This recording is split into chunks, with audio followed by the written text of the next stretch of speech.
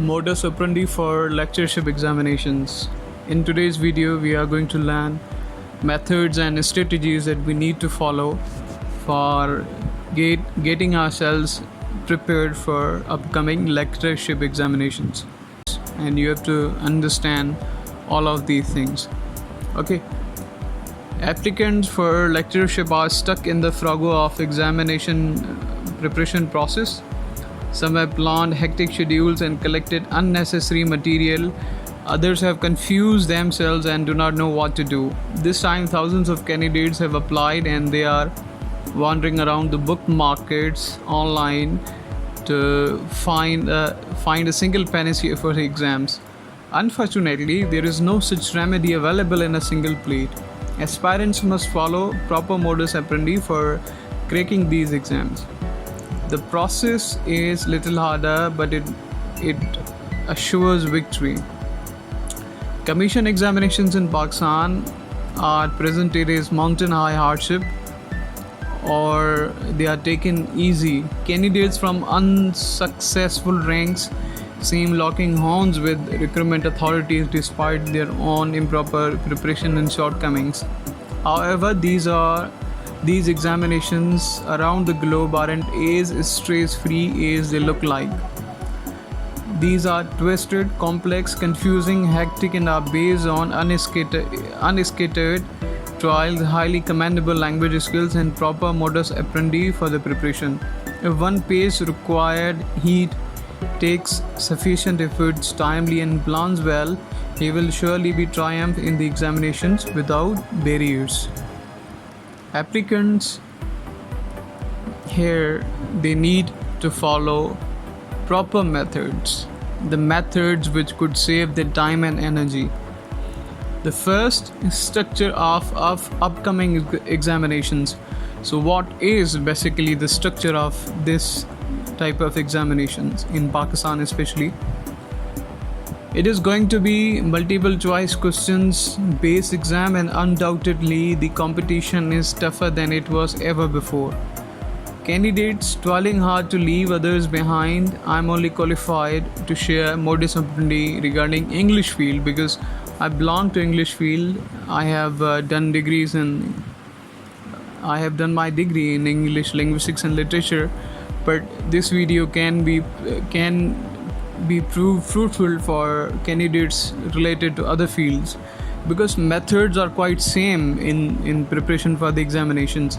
Here few points that are related particularly to English, but they can be commonly followed by everyone. So listen to this video, you will find useful things in it. Aspirants of other firmament are advised to go through the given methods in the article. The article I'm going to upload here in description, you can check it. You will find all things are written in order, and you will find useful things in it. English lectureship exams consist on literature, literary moments, ages, celebrated works, classical and modern plays and poetry, prose, essays, literary themes, and more. They also include linguistics, questions from English composition, analogy, and advanced vocabulary. So basically they follow this type of syllabus. Second, fragile and fathomable trends. What are trends which could divert us? The exams differ from traditional footprints of multiple choice questions. They are not simple. It is only confined to the complexity. Given list of the choices can be extremely misleading apart from correct ones. Such exams are designed to derail candidates from actual answers in order to measure their intellectual level. Exams makers deliberately play with vocabulary and confusing structures. They want to pick the most suitable, smart, and skilled examinees among the thousands of applicants. Here is the modus operandi for cracking this commission. Okay, now don't lose your heart. You're going to get proper methods. Outright knowledge. Number third is outright knowledge of background of the topics. Questions in the exams are unbound in the selection of domains. They are taken to judge candidates' knowledge about the topics. At very first stage of the preparation, all authors taught in the university syllabus means the syllabus which is given by High Education Commission of Pakistan should be thought out well, should be seen well, should be observed well. Go through the biographies of bards. You can go through it. These are very short biographies. Playwrights, poets, writers, and scan their role, era, and major works. You can cover a single author on 5 to 6 pages because you have to do MCQs. You're not going to do PhD on a particular writer. Do groundwork of English literature, make notes and pen down necessary information. This is very essential to follow. Number 4th bullet is literary movements and persuasive figures. Literary movements are said to be foundation stones of literature. They came into being by works of authors and sometimes by their highest persuasiveness. For instance, Canterbury Tales, a symbolic work of Geoffrey Chaucer leading to the initiation of English poetry, while lyrical ballads started Romantic Age. In this way, poets are deeply cemented to their times and moments. They cover up a large part of syllabus in the exams. It would become convenient for the candidates if they go with this way. Further, the Elizabethan age is the golden age of English literature.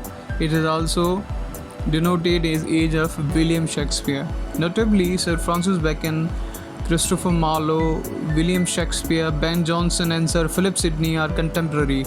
The bards like Shakespeare cannot be comprehended until their time is not explored. More suckle out writers from the university syllabus jump to the next moment and keep an eye on similar steps. Number 5 is scrutinize the architects and propagators of literary ages and personalities. By architects, I prefer to the key authors of all times and people by whose creativity brought about changes in the globe. Take England from us, but not Shakespeare, as we could build another England. Shakespeare is not of an age, but for all ages. Words of Francis Bacon are capsules of wisdom, and Marlowe is the shining star of Renaissance movement. These are one of the most celebrated bards in English literature. On the other hand, makers and propagators of Romantic Age are William Wordsworth, John Keats, P.B. Shelley, and more. Their outstanding works are lyrical ballads, Music When Soft Voices Die. It's a very famous poem, Ode to the Nightingale. We have been studying it in schools, colleges. The Philosophy of Love. It's a short poem by P.B. Shelley. You will love it. Also, groups of literary men are the part of the study in English literature. So, such as Cavalier poets and university wits. You must know the names, authors in the groups. The number 6 point is notable works of authors, remarkable characters, and everlasting themes. Studying works is the core of reading literature. Mostly in the universities, introduction to the writers is given and major essence is left on the mercy of self or selfish study. Well, these works are gateways to the moments, ages, and individual personalities. Significantly, William Shakespeare is the greatest playwright. He produced 37 plays, 154 sonnets, and his dramas consisted on tragedies, comedies, and histories. Hamlet, King Lear, Macbeth, Romeo and Juliet, As You Like It, All Is Well That Ends Well, Henry VIII, and these are the histories, and these are all of the plays of William Shakespeare, and these are the few names. To be or not to be, that is a question. Bubble, bubble, toy and turble, fire burns in cotton cobble, lines from Macbeth. The weight of this said time we must obey. The bounty and trouble The bounty is boundless is the sea. All the world is a stage. Men and women are merely players. These are the most celebrated lines of William Shakespeare, which place him on the top of dramatists in the world. Whereas the Francis Bacon is the sagacious wordsmith. Bacon, the father of English essays, he penned down some of these works of study, of truth, of advancement of learning. Some books should be tested, some devoured, but only few should be chewed and digested thoroughly.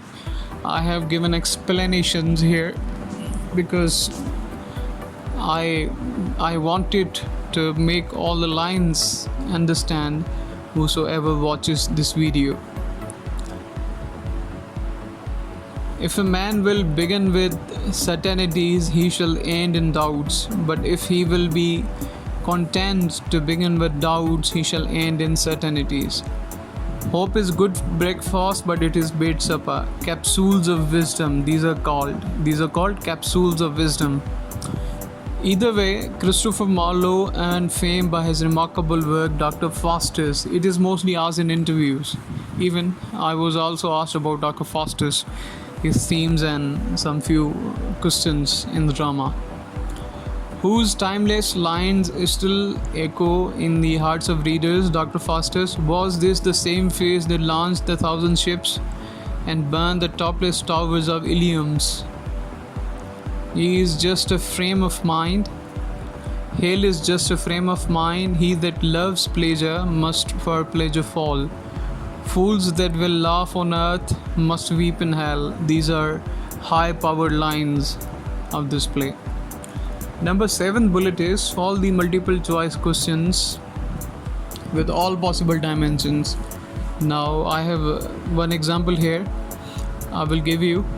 Modern exams do not follow outmoded test patterns but opt complex methods in order to measure candidates' understanding. Today's exams neither are fixed with fixed combinations nor leave room for minor mishandling of the questions. They cover a large domain of respective subjects in the field. For instance, dates and publications of works. There is a question. Who was the contemporary of Christopher Marlowe? A. Geoffrey Chaucer. Number B. Robert Frost. J.B. Shaw. C. And D is John Webster. The question is not easy, but we can solve it by knocking out options we know. Chaucer belongs to 14th century. Robert Frost and J.B. Shaw came later. So only option is left, that is D, John Webster. In this way, few questions can be dealt with by a multiple choice questions based book for the exams. Do not negate the minor topics and strive hard to break topics into all possible segments. All subjects in English syllabus needs to be minutely examined and scrutinized. There is no roadmap to the test, at least in the 21st century. Number 8th bullet is advanced composition syllabus. English composition is inevitable subject in the major requirement tests in Pakistan. Unfortunately, most of the applicants fail in this paper due to insufficient preparation and less understanding.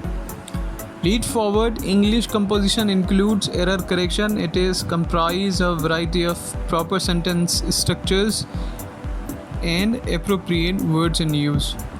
More it is synonyms, antonyms from international books for vocabulary, analogies, pair of words, idioms and twisted word classes. Sometimes subject-verb agreement is also added. Dealing with the multiple choice questions of vocabulary is a hard job to do. I myself get a lot of difficulty in resolving them. But when I covered few of international subjects, I was quite easy in passing up examinations. Majority of candidates sidestep such crucial areas and results into failure. go after the same methods mentioned in the previous paragraph. So number 9 bullet, lessons from linguistics. Linguistics is the emerging field in the modern world. Subsequently, in Pakistan, it is making its roots stronger. There are plenty of scholars, doctorate in linguistics. They are among paper setters. However, literature has been dominating in the Public Service Commission papers, but this looming subject cannot be pushed to the wall. Linguistics can't be pushed to the walls. Since 2007, it is widely taught in Pakistani higher education domains, so it will be party to the examinations. It is yet to be known what percentage of linguistics questions can be added in the paper. So maybe as per your province criterion, you have the information what is proper criteria of what subject. But do not trust any fake news. Just go for proper preparation. In the particular, all candidates ought to prepare linguistics as well. In the exams, linguistics glossary, minor definitions of sub-segments can be targeted. So there are fine books. I'll try to share their links in the description so you can see their names. If I could find them online, I will share them here in description. So don't worry about that. Either I will write the names of books of linguistics. You can buy them online if you want them. Okay. The final bullet is what is necessary needed to do. Now this is conclusion and very essential point. You must listen to it. Tests like lecturership should not be considered as an opportunity, as one opportunity in life. The number of candidates exceeds regularly, complications do increase, and the data used for the paper setting also changes. There is nothing to worry about it. Once you master the subjects, no one can leave you behind in the competition. Notes should be made on registers and famous lines must be written on diaries we use every day. Choose a notes books which please you and keep quotations with you all the time, especially lines from the charismatic works in literature. I always write lines of William Shakespeare whenever I study him, so it is quite easy to recall the lines when I observe some related topic to it. So these lines are quite easy. Once you write them in the diary, you won't forget. After watching this video, you must have questions, so you can post questions in the comments. I'll answer all of your questions.